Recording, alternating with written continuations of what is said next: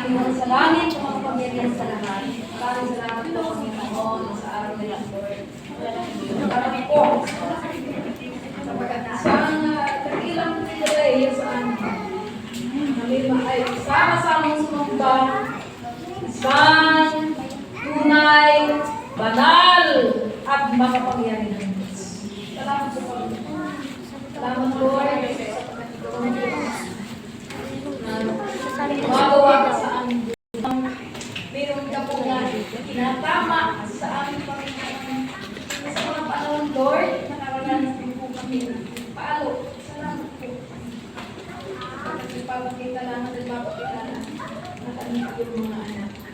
Sa araw ito, Diyos, ang pag-aaral po ng mga banal na salita, Panginoon, inilis po namin sa inyo, O Diyos, na magbabago kayo ng spirito ng pag-unawa sa bawat sa amin. Maunawaan po namin ang iyong mga salita, Panginoon, O Diyos, at patuloy na iyong mga salita ay siya na nagpakalaya, Panginoon, sa bawat isip sa amin. Ay salamat, Lord, ay aming panginaangkin. Maraming dalang pagpapala, Panginoon, ang iyong mga salita sa amin. Dumating pagtatama, Panginoon, salamat po, Panginoon.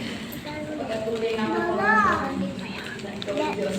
Napapatuloy sa aming buhay. Naisip po kami maayos, Panginoon, sa inyong banal na harapan. Kaya, Lord, hiling po namin ang banal na Espiritu Santo, Panginoon, ang patuloy na pagilo sa aming kalagitnaan. Sapagkat wala, Panginoon, ang pagsama niyo po ang inyong pangunguna at gabay, Panginoon. Wala po kami pag-agawa dati. Gamitin mo lamang, Panginoon, sa nais ko po kaparaanan, Lord. Maging ang mga sasabihin ko po, Panginoon, O Diyos, Ikaw po magligtas sa aking, Panginoon, sa iyong kapalayagan, Lord.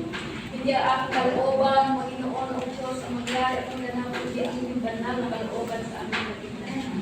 Kaya, O Diyos, salamat po, at Ikaw, O Diyos, na patuloy na mataas at manuwalhati sa aming kalagitnaan. Ito po ang aming samo at dalangin sa pangalan ni Jesus. Amen! Hallelujah! Pagpapabanaw. Sanctification. Tignan. Ay, salamat naman kay Abby. Gusto na si Abby like natin. Salamat sa Panginoon. Salamat sa bawat isa. Marami pang wala. Ano po? Marami wala. Pero salamat sa Panginoon. At idala niya po tayo. Sabi na, everything, no? Lahat ng bagay sa Diyos natin, ipagpapasalamat. Kasi wala ang Panginoon ay wala. Wala magiging magandang bagay ng mga everything, kahit makakonte, marami, no? Dapat pinagpapasalamat natin sa Panginoon. So, ang ating pong teksto ay nasa Leviticus 20, verse 7.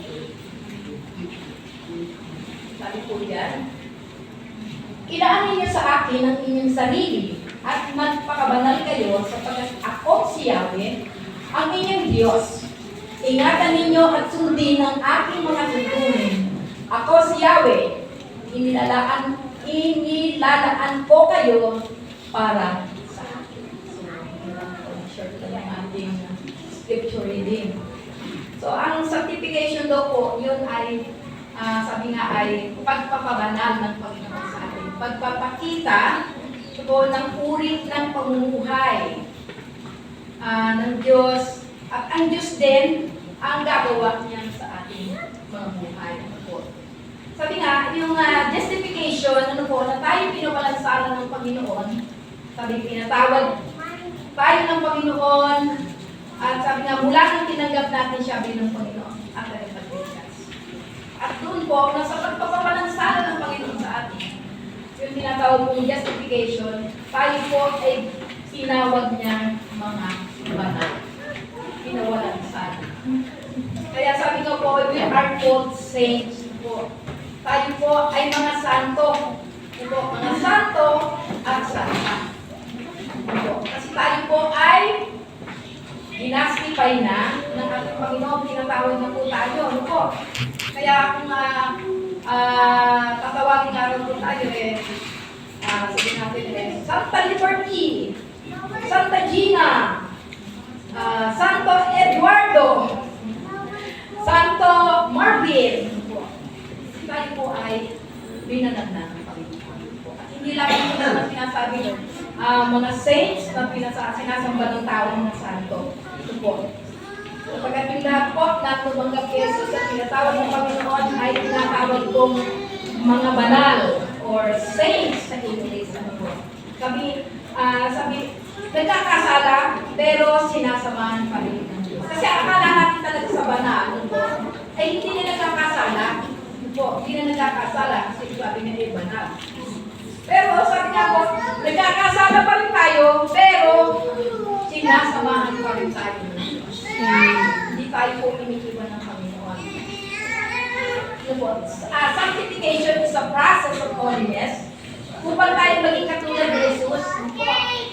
Ang sanctification daw po ay ang proseso ng pagpapabanal sa atin ng Panginoon upang maging katulad tayo ng ating Panginoon. Noong po sa Old Testament, ang pagiging banal ay pagsunod nila sa mga ritual. Kaya ang daming ritual nun Ang daming ritual.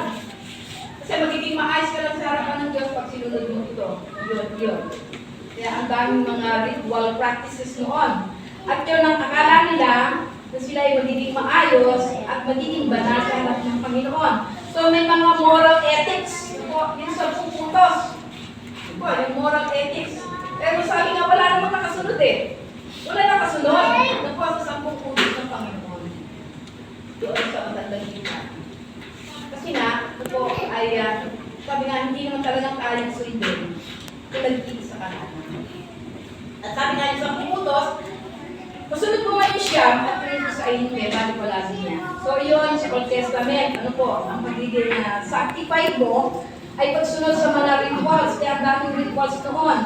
Pero sa New Testament, sabi nga, ang pagpababanal o sanctification na ginagawa ng Panginoon sa atin is reconcile man to God. Yung pagkakasundo, pinagkakasundo ng Diyos ang tao sa Kanya through Jesus' crucifixion.